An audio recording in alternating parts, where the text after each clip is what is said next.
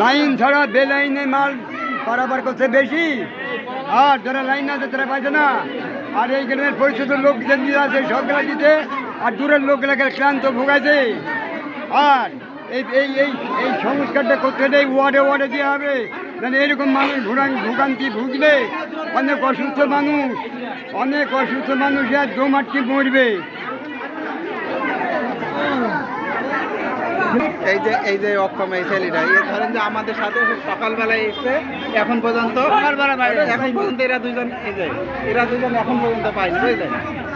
এত চেষ্টা করি